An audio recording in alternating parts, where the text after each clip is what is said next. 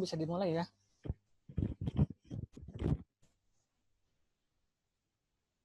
Karena semua orang sudah datang, bisa kita mulai.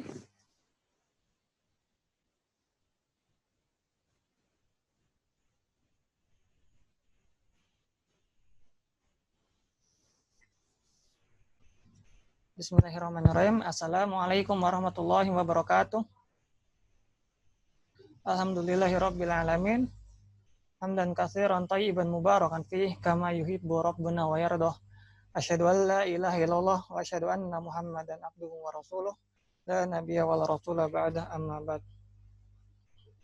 Sebelumnya saya mengucapkan terima kasih kepada Bapak Yanto selaku Direktur PT Kreasi Utama Mandiri yang telah memberikan saya kesempatan dan tempat untuk bisa melaksanakan KKN. Selanjutnya juga terima kasih kepada teman-teman yang sudah menyempatkan waktunya, waktu luangnya untuk bisa mengikuti webinar ini.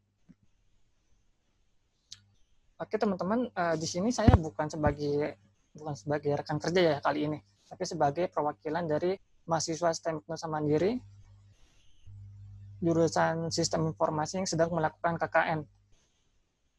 Oke, perkenalkan dulu ya, nama saya Rohim Mustafa, mungkin teman-teman juga udah tahu ya. NIM saya 111700508, kelas saya 117B01.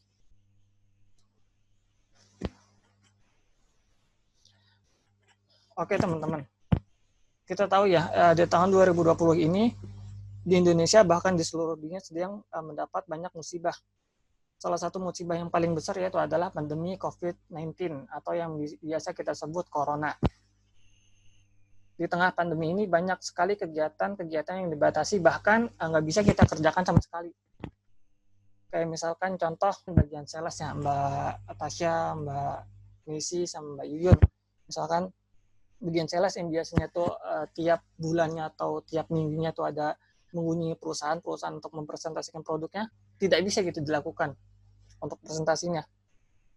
Pemanfaatan virtual private network dan cloud storage untuk meningkatkan produktivitas pekerjaan di musim pandemi.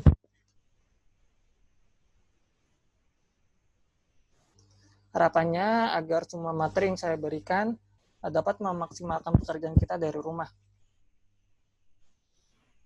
Nah, untuk sesi webinar kali ini saya ada membawakan 4 materi ya teman-teman. Yang pertama yaitu pemanfaatkan video conference, pemanfaatan virtual private network, pemanfaatan remote control, dan pemanfaatan cloud storage. Kita ke materi yang pertamanya yaitu video conference. Pasti kita pernah dengar ya namanya video conference, sering banget apalagi kalau pas musim pandemi ini. Ini saya minimize dulu. Nah, kalau kita dengar video conference pasti yang terbesit dalam pikiran kita pertama kali itu apa? Pasti aplikasi Zoom, ya kan teman-teman?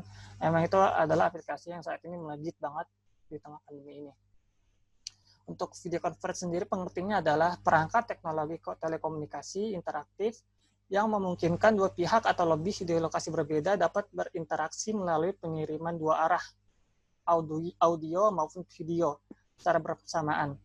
Serta salah satu pihak dapat melakukan presentasi dan dapat dilihat oleh masing-masing pihak, begitupun sebaliknya. Ini tentunya menghemat waktu, biaya, dan kerepotan ya teman-teman, yang terkait dengan pekerjaan bisnis, sekolah, dan aktivitas-aktivitas pekerjaan lain. Jadi video conference ini singkatnya adalah aplikasi yang digunakan untuk kita melakukan telekonferensi secara bersamaan dengan banyak pihak. Kalau misalkan video call doang kan cuma dua arah ya, dua orang doang. Tapi kalau video conference itu bisa banyak orang, dan di situ ada fitur-fiturnya untuk melakukan kayak kita meeting secara langsung, kayak menampilkan screen, menampilkan gambar, dan lain-lain. Nah, untuk manfaat-manfaat dari video conference itu apa aja sih? Yang pertama, hemat waktu dan biaya. Kalau kita ngomongin tentang teknologi, artinya nggak maksimal kalau teknologi tersebut nggak memberikan keuntungan dari sisi penghematan waktu dan biaya. Kayak misalkan kalau kita mengadakan suatu meeting secara real time, secara offline, pasti kita membutuhkan yang namanya ruangan meeting kan. Dan kita juga membutuhkan yang namanya orang itu berjalan dari tempatnya dia ke tempat meeting. Nah, pasti memakan waktu itu. Nah, dengan video conference kita nggak perlu hal-hal tersebut. Ruangan meeting tinggal ngeklik HP, terus juga waktu juga nggak perlu datang, tinggal ngeklik HP juga. Itulah yang disebut dengan hemat waktu dan biaya. Terus yang kedua adalah saling terkoneksi kapanpun dan dimanapun. Jadi mau itu orang ada di Amerika, mau itu ada di Singapura, tetap saja bisa kita terkoneksi dengan orang tersebut. Terus yang ketiga adalah meningkatkan produktivitas. Bagi sebagian besar karyawan, video conference dapat dimanfaatkan sebagai upaya untuk meningkatkan produktivitas suatu perusahaan. Berkat teknologi ini, para karyawan lebih bisa menikmati lingkungan kerja, mampu menjalin komunikasi dan kerjasama antar rekannya. Jadi dengan hal ini akan ada yang namanya lingkungan yang kompetitif. Maka dari itu produktivitas pekerjaan akan terus meningkat. Lalu yang keempat, mengembangkan keunggulan kompetitif yang berkelanjutan. Dari manfaat-manfaat sebelumnya, kita dapat menyederhanakan berbagai proses kerja dan meningkatkan kinerja karyawan pada saat bersamaan.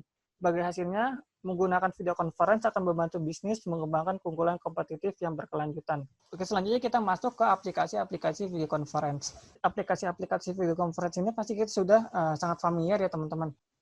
Jadi kita ke aplikasi yang pertama itu Zoom.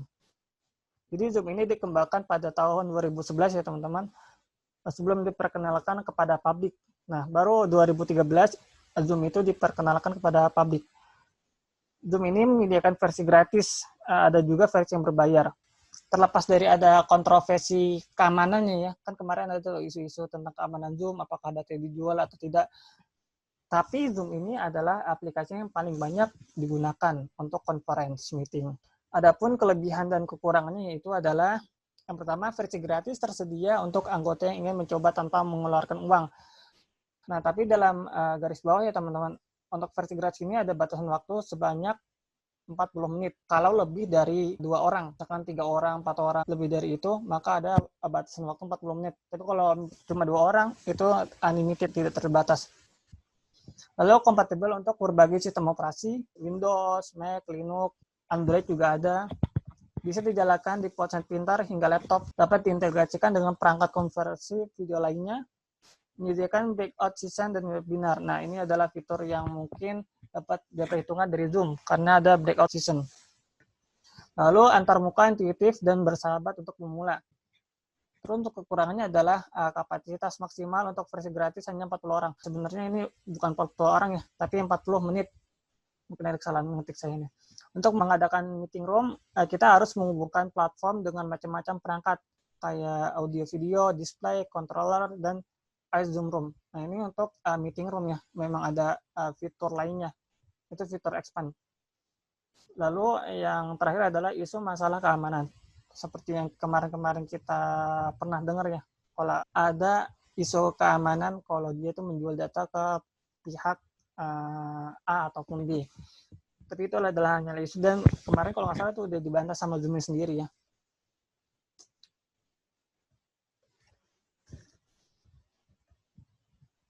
Lalu selanjutnya adalah Google Meet. Kalau Google Meet ini teman-teman udah banyak dengar atau belum ya? Nah, Google Meet biasanya itu dipakai perusahaan untuk web conference. Karena Google Meet ini berada di bawah naungan Google, software ini dapat diakses dengan mudah bagi pengguna yang sudah membuat akun di Gmail. Secara default, kita bisa mendapatkan Google Meet versi gratis dengan nama Google Hangout. Ya, pernah dengar ya, sering dengar ya malah. Fitur-fitur yang disediakan Google Meet terbilang sederhana. Antara lain call, audio dan video, chat, dan screen sharing. Ada juga fitur lain yang dapat kita peroleh lewat Google Preference, misalkan kalender dan Exchange. Nah, belakangan ini Google Meet ini dikabarkan akan memperbarui Google Hangout agar mempunyai tampilan lebih kayak Google Meet. Nah, ini mungkin kelebihan dari Google Meet ini bagi perusahaan-perusahaan itu karena dia bisa lewat browser. Jadi rekanan itu nggak perlu diminta untuk menginstal suatu aplikasi lain, tapi hanya perlu mengklik suatu link, nanti dibuka di browser dan akan tersambung dengan Google Meet dari browser tersebut. Itu kelebihan Google Meet yang paling menonjol. Untuk kelebihan-kelebihannya ini yaitu menyediakan versi gratis lewat Google Hangout, kompatibel untuk berbagai sistem operasi, Windows, Mac, Linux, bisa diinstal dalam berbagai perangkat, smartphone, laptop, tablet, PC, dan lain-lain. Dapat dijalankan lewat browser. Nah, ini itu saya bilang.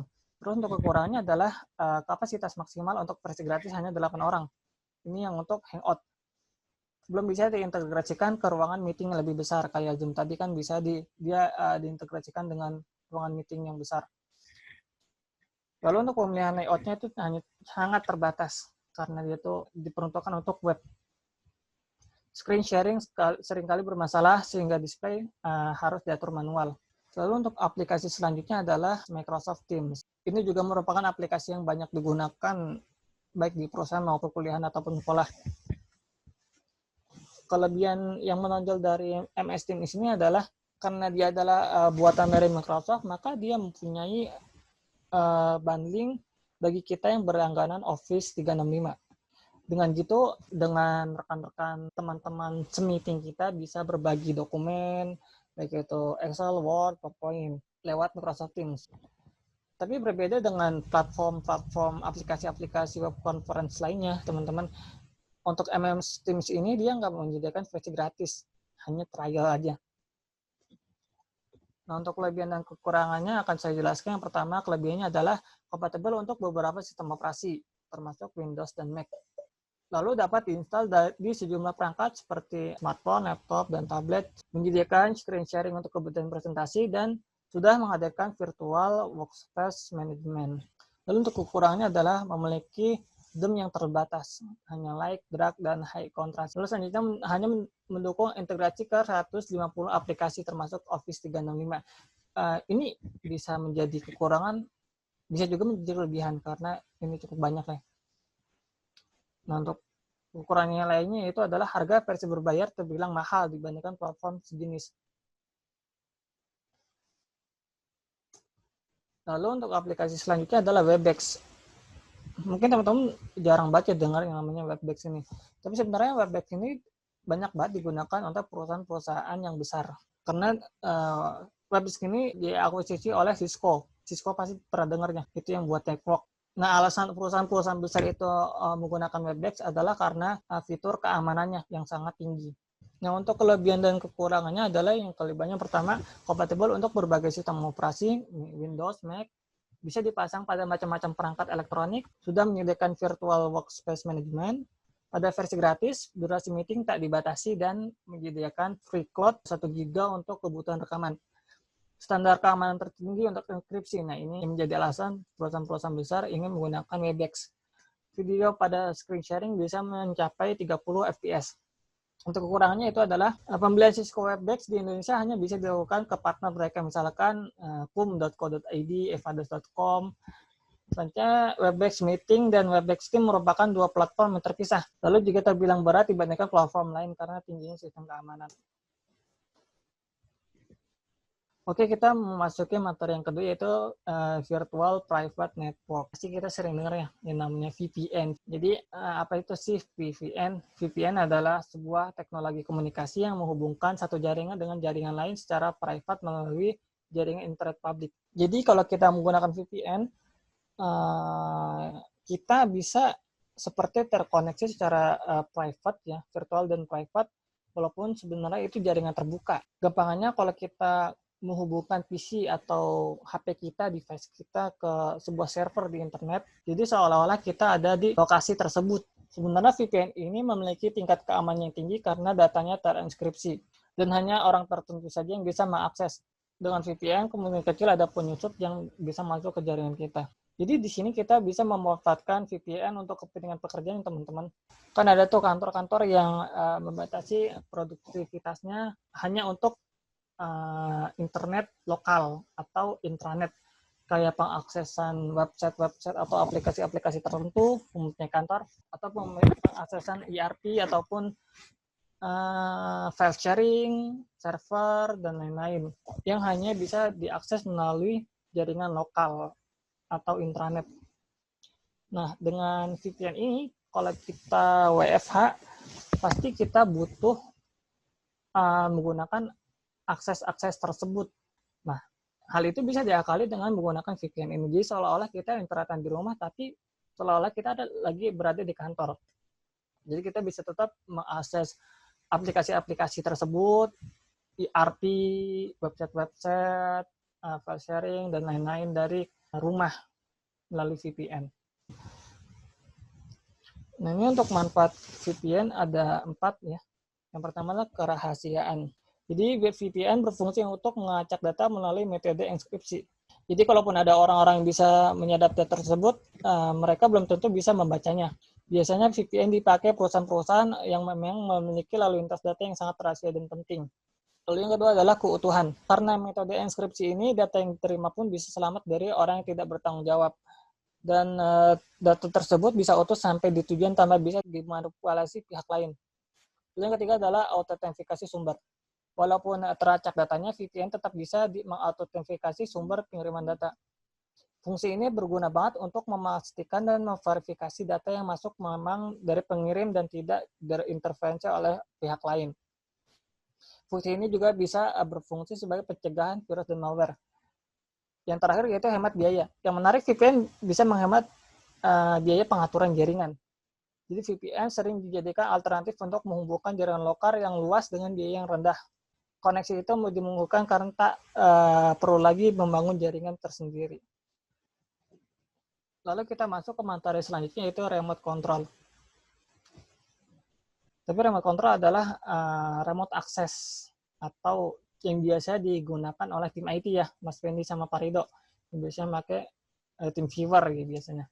Jadi remote control adalah metode untuk mengakses komputer atau jaringan dari jarak jauh dengan bantuan koneksi jaringan.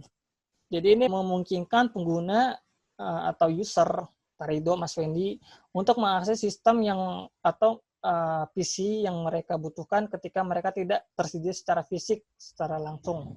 Jadi gampangannya orang yang pakai remote server ini bisa menggunakan komputer dari jarak jauh dengan komputer lain atau bisa juga lewat HP, lebih canggihnya gitu. Tapi ini untuk remote control ini ada syarat yang harus dipenuhi. Biasanya itu ada port-port berapa yang harus terbuka dan service-service tertentu yang harus dibuka juga dipenuhi. Lalu selanjutnya kita masuk ke manfaat remote control.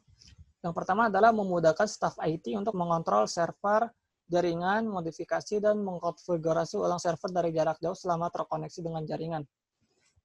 Yang kedua adalah meningkatkan efisiensi pekerjaan, karena setiap sistem baru dalam jaringan dapat diakses secara remote dengan cepat. Mengoptimasi waktu pekerjaan, karena nggak harus langsung datang ke tempatnya.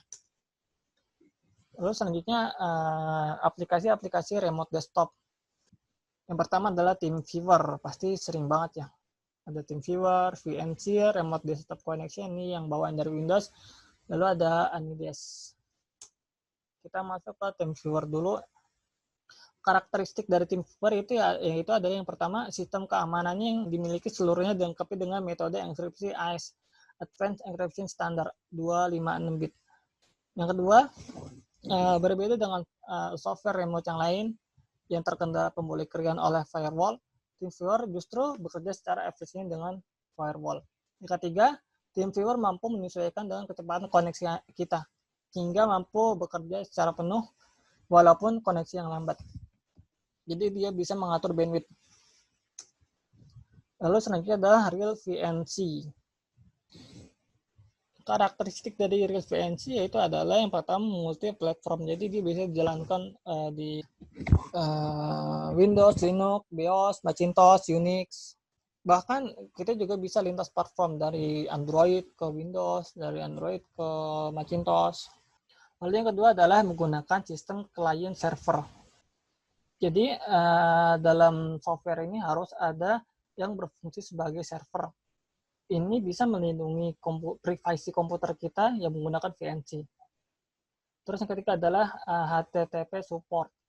Jadi VNC bisa menggunakan default port 5900 atau 5901 untuk TCP maupun port 5800 ataupun 5801 untuk HTTP.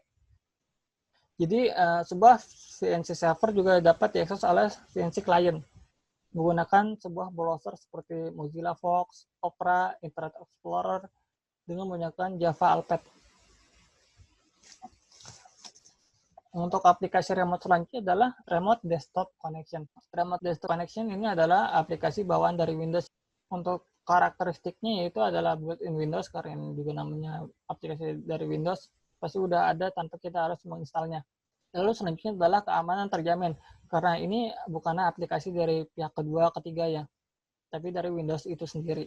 Lalu selanjutnya mudah digunakan karena sudah ada di setiap sistem operasi Windows, dan ini juga bersifat client server, sama seperti VNC.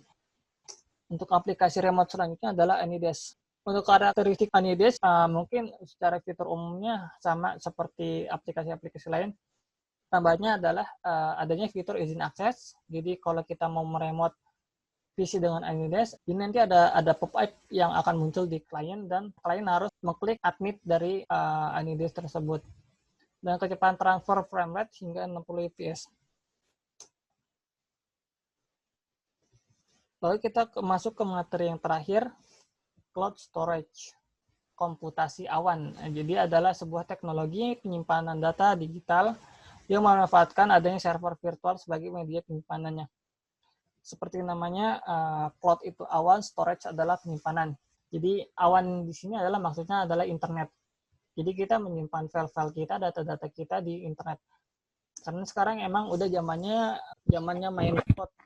Udah nggak zaman lagi main perangkat penyimpanan fisik ya, kayak flash disk, hard disk, karena repot dibawa kemana-mana dan risiko hilang tuh cukup besar. Dengan cloud storage ini kita udah nggak perlu memikirkan lagi yang namanya tempat penyimpanan secara fisik, kayak hard disk, flash disk itu nggak perlu mikirin gimana nanti bawanya. Terus juga kita nggak perlu takut yang namanya cloud storage ini hilang, karena disimpan oleh sebuah server di entah di mana server tersebut. Bahkan kalau kita ngomongin cloud storage, kita juga bakal dengar yang namanya cloud computing. Jadi kita bukan hanya bisa menyimpan suatu file di internet, tapi juga kita bisa menyimpan dan menjalankan suatu program. Kayak contoh Microsoft 365 itu ada yang versi cloud-nya.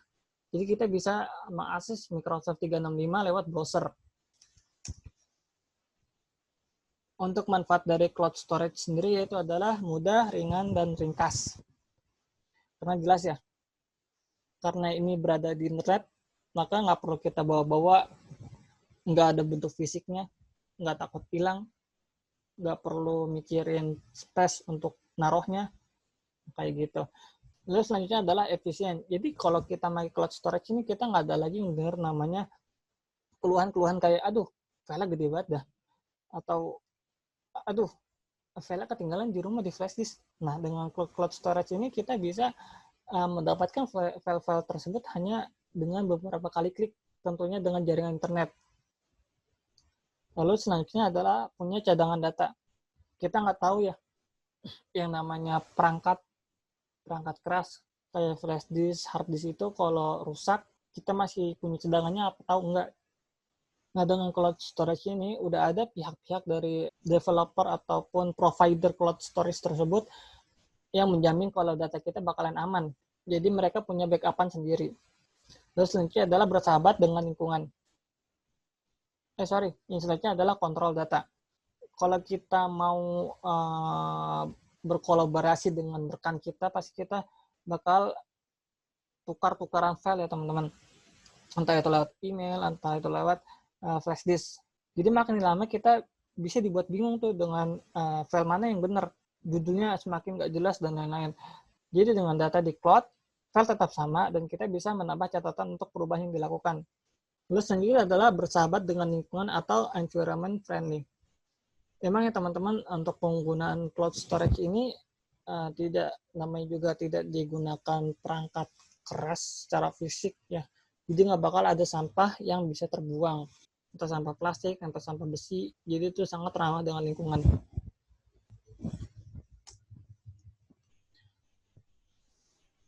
Nah, selanjutnya untuk contoh-contoh dari cloud storage itu sendiri adalah yang pertama ada OneDrive, Google Drive, dan Dropbox. Mungkin dari tiga ini kita udah sering banget dengar ya. Untuk OneDrive itu biasanya yang digunakan di perusahaan-perusahaan, ada juga sekolah tapi jarang yang untuk OneDrive ini untuk sekolah. Untuk Google Drive ini yang digunakan secara umum buat sekolah, perusahaan. Terus Dropbox ini biasanya dipakai buat tempat download film ya. Nah, saya akan menjelaskan untuk kelebihan dan kekurangan dari masing-masing cloud storage tersebut. Yang pertama adalah OneDrive.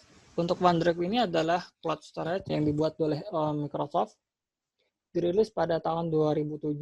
Ini termasuk bagian dari layanan Windows Live. OneDrive ini menawarkan ruang penyimpanan gratis sebesar 5 GB dengan syarat mendaftar Microsoft dulu. Jadi kita harus punya akun Microsoft untuk bisa mendapatkan 5 GB dari OneDrive. Kelebihan dari OneDrive ini adalah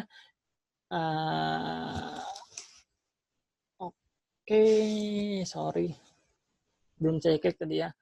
Kelebihan dari OneDrive ini adalah penyimpanan gratisnya yang awal adalah 5 GB dan bisa di-upgrade hingga 1 TB.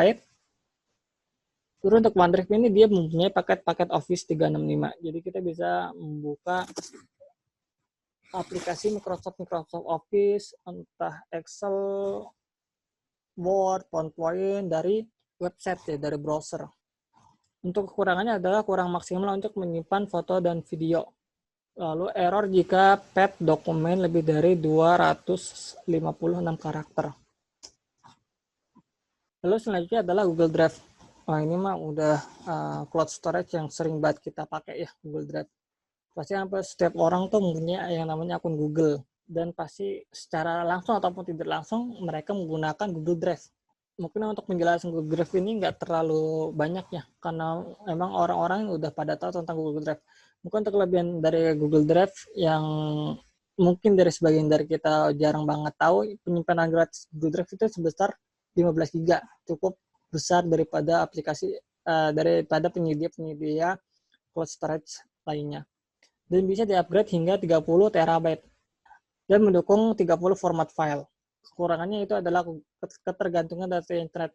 Ini sebenarnya karena tidak ada celah dari Google Drive, maka dari itu kekurangannya hanya ini. Sebenarnya semua juga kayak gitu. Selanjutnya adalah Dropbox.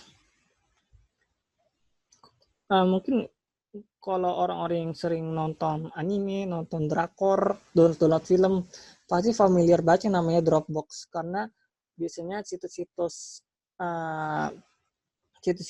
download film itu menggunakan Dropbox sebagai media penyimpanannya. Nah, kelebihan dari Dropbox ini adalah dia secara default dia mempunyai kapasitas penyimpanan sebesar 2 GB dan bisa di-extend dari 0,5 sampai 16 GB. Ini extend terbesarnya bisa melebihi Google Drive bahkan. Tapi di sini ada persyaratan-persyaratan khusus ya. Kelebihan lainnya itu adalah keamanan 2 langkah. Jadi cukup aman. Kekurangannya itu adalah kapasitas awalnya yang free itu sebesar 2 GB. Kalau kita mau nambah itu ada yang kekurangan kedua itu mereferensikan akun untuk update kapasitas tambahan. Jadi kita harus promosin akun-akun kita nih biar dapat tambahan kapasitas storage.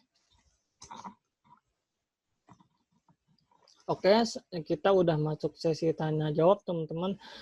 Mungkin dari penjelasan sebelumnya ada yang kurang jelas ataupun ada yang ingin ditanyakan. Saya persilahkan.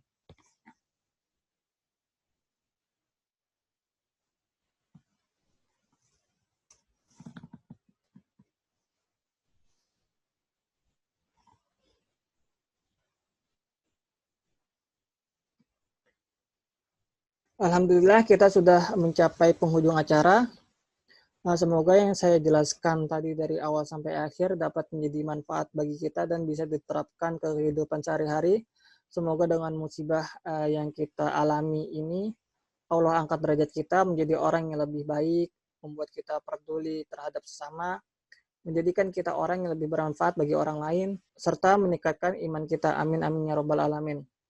Mungkin kurang lebihnya mohon maaf jika ada kekurangan dalam penyampaian. Wassalamualaikum warahmatullahi wabarakatuh.